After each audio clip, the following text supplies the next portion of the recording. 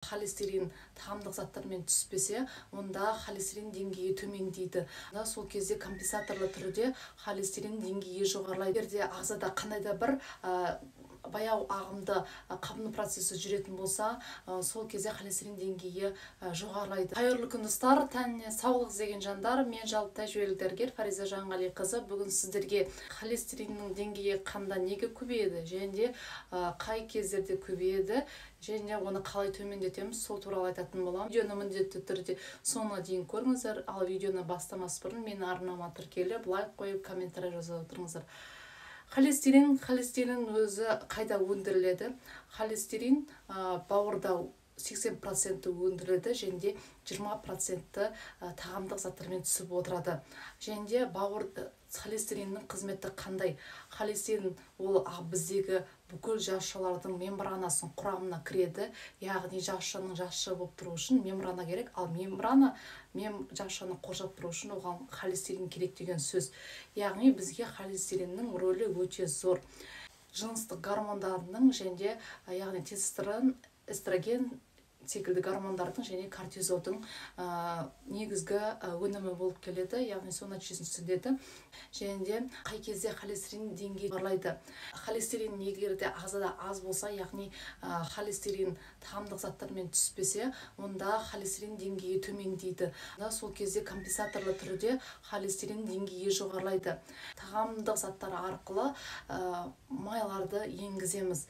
Яғни сыродавленное масло, яғни оған күнжіт майы, зәйтүн майы және рассоровша майы секілді майларды енгізуге болады. Және жұмыртқаны 2 күнде бір немесе күніге қабылдасаңыз, уже холестериннің деңгейі қалпына келеді. Және авокадоны қолдансаңыз болады.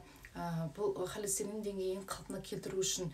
Және келесі, егерде ағзада қандай да бір баяу ағымды қабыну процесі жүретін болса, сол кезде холестерин деңгейі жоғарылайды. Себебі осы қабыну процесі қалай жүреді? Яғни оның бір қан тамырының бүтіндігі ол жерде бұзылады. Қабыну процесі жүріп жатқан жерде қан тамырының бүтіндігі бұзылады.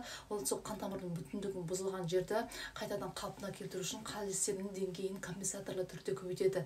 Және соның нәтижесінде осы айттық қой, қан тамырының ол жасушалардан тұрады қабырғасы, сол жасушалардың қабырғасы ол мембранадан тұрады. Ал холестерин сол мембрананың құрамына кіреді. Сол себепті сол қан тамырының бүтіндігін қалпына келтіру үшін холестерин деңгейі көбейеді. Яғни ағзаңда қандай да бір баяу ағымда қабыну процесі жүретін болса, онда холестерин деңгейі көбейеді. Келесі, егерде сізде артық салмақ болатын болса, яғни артық майлар болатын болса, онда холестерин деңгейі жоғары болады. Сіз арықтамайынша және салмақ тастамайынша, сіздің холестерин деңгейіңіз көтері жоғары болып тұрады. Келесі, егерде сіз жай көмірсуларды көп қолданатын болсаңыз, яғни ұннан жасалған тағамдық заттарды көп қабылдайтын болсаңыз, онда олар жай көмірсу бірден майға айналады. Соның нәтижесінде холестерин деңгейі жоғары болады. Ал келесі, егерде өтіңіз дұрыс жүрмейтін болса, онда қанда холестерин деңгейі жоғарылайды. Біздегі өттің құрамында холестерин болады, яғни өтіңіз шықпайды, өтіңіз дұрыс жүрмейді. Соның нәтижесінде қанда холестерин деңгейі көп болады. Сол себепті сіз өтіңізбен жұмыс жасау керекпіз. Яғни өттің консистенциясы дұрыс болмады деген сөз, онда бауырдың жұмысы дұрыс жұмыс жасамай жатыр деген сөз. Яғни бауырымыздың жұмысымен айналысу керекпіз.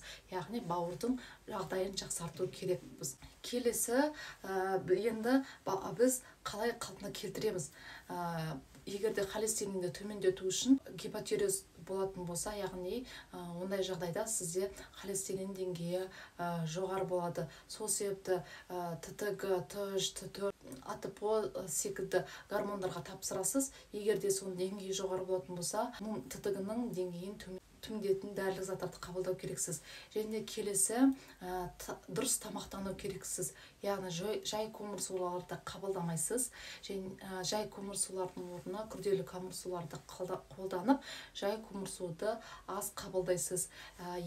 Кейінгі физикалық активтілік, яғни күніне 1000 шақтан жоғары шақ жасайсыз. Ол қан айналымын жақсартады, лимфа-тоқты жақсартады. Соның нәтижесінде ағзада қан айналымын дұрыс жасау нәтижесінде біздің бүкіл алмасуының дұрыс жүруіне әсер етеді. Ал келесі су балансы, яғни жылы су ішесіз бе?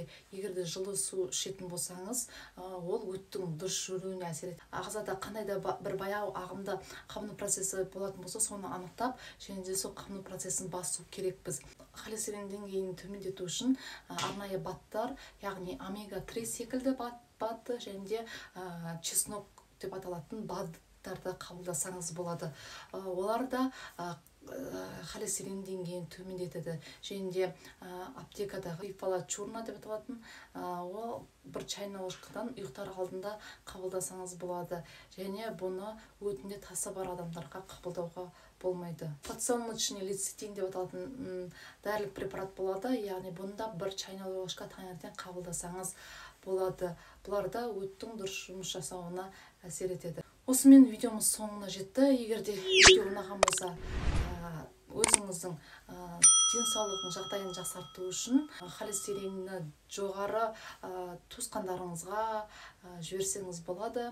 Мен сіздермен қоштаспаймын. Келесі видеода кездескенше амандықта жүздесейік.